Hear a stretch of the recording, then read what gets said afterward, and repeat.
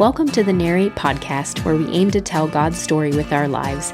We'll be continuing to post the Sunday message each week, but we want to dive a little deeper and offer some content to supplement your life with God, and that's where our Beyond Sunday series comes in.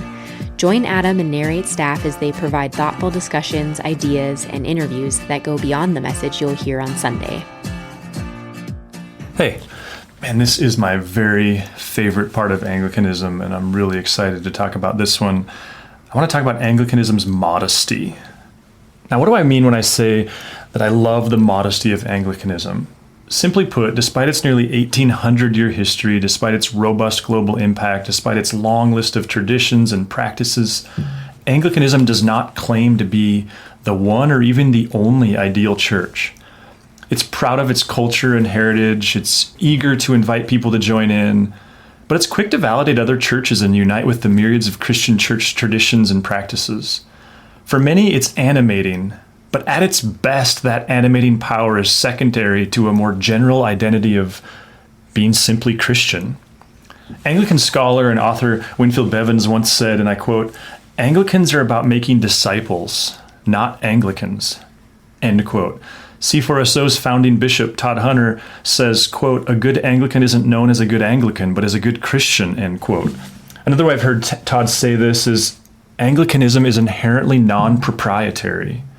Finally, my most trusted Anglican mentor, Chris McDaniel, once said to me, "Adam, I'm always going to choose ecumenicalism. And when someone else isn't, I'm even more committed to choosing it."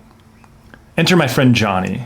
In this case, I can hear him asking the meaning of ecumenicalism because after reviewing an earlier version of this podcast, he actually challenged me to define it. Johnny's always good for some honest feedback. See, the ecumenical creeds are the earliest Christian creeds, the Nicene, the Apostles, and the Athanasian. All three broadly define essential Christian belief. In more modern parlance, ecumenicalism or ecumenism is a value for focusing on the essential beliefs around Christianity and allowing for nuance and diversity on non-essentials. It's about validating other Christian practices even if they don't personally resonate. It's about allowing for a diversity of practice and belief.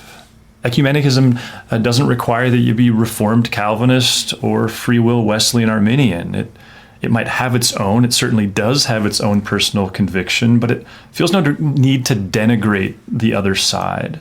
So when I say Anglicanism, or when Chris says he's always going to choose ecumenicalism and he's going to be quicker to choose it if you don't, it's adopting this posture of kindness and generosity towards other Christians who are sincere in their Christian practice and belief, but hold different historic values and theologies. I was recently listening to the Bible Project, and I don't listen to a ton of those because I don't understand most of what I listen to, but this one was on the Trinity, and Tim Mackey and I forget the other host's name were talking about Father, Son, and Spirit and the Trinity, and they had a pretty meaningful conversation. And at one point, the other host said, "So Tim, do you think when we get to heaven, he's gonna look at us and go, 'Man, you guys nailed that Father, Son, Spirit thing'? Or do you think he's going to go, 'Oh, that was neat, but you were close enough, but really not close at all'?" And Tim said, and I appreciated the way he said, "This might just be a function of my personality, but I think it's going to be more the latter." Is the Trinity important? Yes. Should we still recognize that it's an essential part of Christian orthodoxy? Absolutely. But even that required Christian belief, I just love the humility and the sense of we see through a glass that is kind of foggy for us, and God doesn't make everything perfectly clear. To say Anglicanism is modest is to say that it has no inherent desire to be the exclusively true church. Anglicanism celebrates the whole spectrum of Christian orthodoxy. That's not to say that anything goes. Anglicanism boasts a strong commitment to the faith upheld in the scriptures and the ancient creeds. But it is to say that Anglicanism, in the words of Paul Avis, quote, "boasts no grand intellectual pretensions," end quote, nor does it make exclusive claims for itself. Ultimately, all who believe in the authority of Scripture and the essential doctrine of the creeds stand shoulder to shoulder and are working to honor God's desire for one holy Catholic apostolic church. More directly, unlike the ancient faith found in Eastern Orthodoxy and Roman Catholicism, Anglicanism does not claim to be the exclusive church. Chris McDaniel first introduced me to the phrase, Anglicanism is a big tent. It's why I have that tattooed on my arm, this big tent. What's behind the statement is their allowance that many theological distinctives are important but not essential, allowed but not required. Again, you can be a Reformed Calvinist Anglican, or you can be a very free will Wesleyan Anglican. C4SO itself is very spirit-filled, but you don't have to be charismatic to be an Anglican. You can be very into high churchmanship, or what is technically called Anglo-Catholic tradition, or like C.S. Lewis and N.T. Wright, you can be a very evangelical Anglican. In the words of Bishop Todd, what's important to Anglicanism is that, quote, the church is engineered from the mission fields backwards, end quote. When suffragan Bishop Brian Wallace launched C4SO's Anglican Foundations program, he started by saying, remember, the goal of this coursework is not to make us all the same kinds of Anglicans. The goal is to teach us about the practices and the history so that we can then apply them in our own local context, end quote. In another class introduction, Brian said it even more succinctly when he said, the goal is to learn the notes so you can play jazz. It's proud, but it's also humble. It's convicted, but it's also adaptable and generous. Anglicanism is modest because of its commitment to culturally attuned gospel representation and evangelism. In the fall of 2023, after accepting my invitation to read Our Anglican Heritage, my favorite introductory book, thanks to Chris, my late friend and trusted advisor Jim Darling caught me after a 9 a.m. gathering at Narrate and said, Adam, I read your book. It clarified some things for me, and it raises a question I have for you. The question he eventually asked will forever shape the way I approach my faith in general and Anglicanism in particular. The question? He said this, Adam, how far does this go for you? He then went on to share a story of one of his friends who was raised Roman Catholic, drifted away as an adult, and then, thanks in large part to Jim's influence, returned to his faith later into adulthood. For a season, the two of them enjoyed a new phase of friendship in which they enjoyed their shared life with Jesus.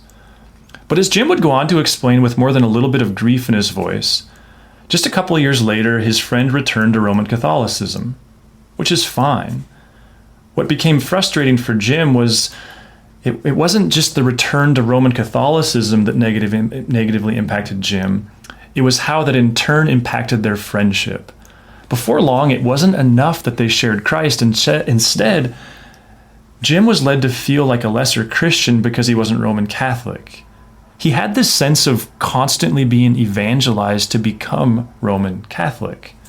Before long, Jim felt like his friend felt a profound need for him to become a more ideal Christian by becoming Roman Catholic. I think that's what was behind this question. He was respecting my own newfound convictions and the way Anglicanism was providing value to me.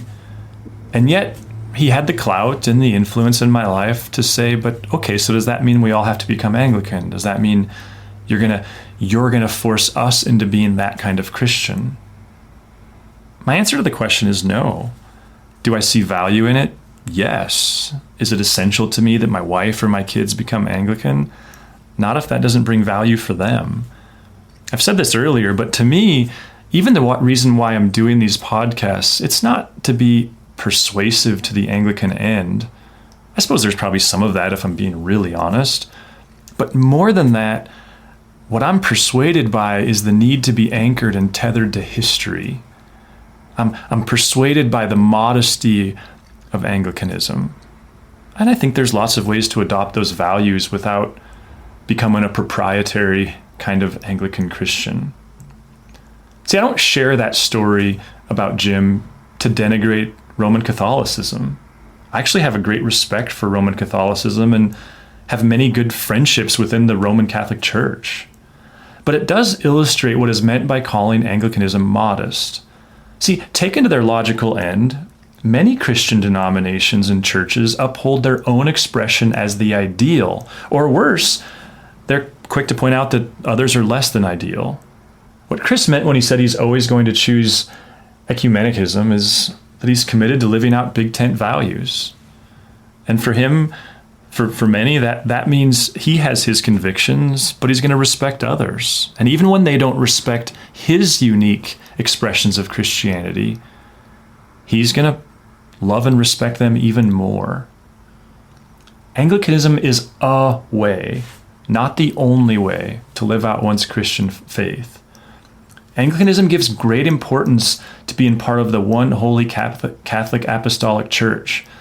But it understands many different churches, even many different denominations, are themselves part of God's desire for one holy Catholic Apostolic Church. Now, if you're listening to this and you're thinking, this isn't unique, lots of churches are modest. And I would argue that's a grace in your life. I think it's one in mine. I look back at Fred and Vern and Hopkins and Stan Simmons and the early influencers in my life, and I would agree with that sentiment. I was brought up in, and by brought up, I mean from 19 years old until I moved to Helena, I was brought up in a very kind, conciliatory kind of space. I think Billings boasts a very proud ecumenical approach to faith, especially the little bandwidth I was part of.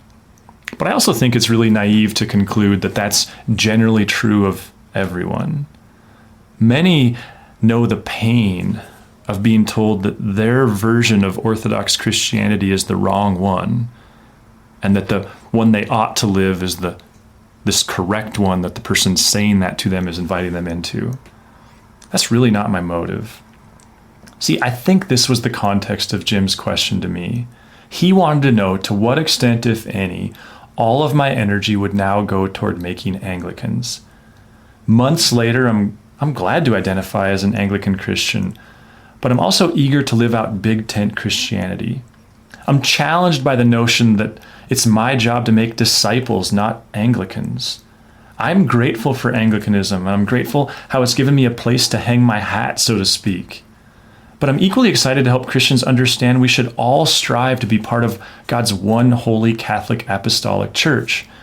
But that doesn't require us to become members of a particular denomination.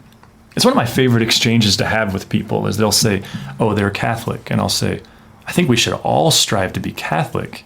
What you're saying is they're Roman Catholic. And again, I'm not trying to take a shot at Roman Catholicism there. I'm trying to promote God's heart for one church. We see it so clearly in John 17. We also see it pretty clearly in Paul's opening to the Corinthians. Anglicanism gives us a lot of helpful tools. Among them, intellectual and theological modesty and a value for big tent Christianity. It's anchored by history, has a value for locating itself in the call for the one holy Catholic Apostolic Church. But it also values, and I love this phrase, multiformity, not uniformity.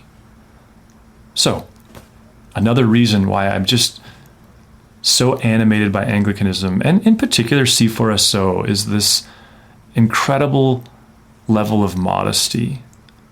Not a lack of conviction. There's plenty of that there.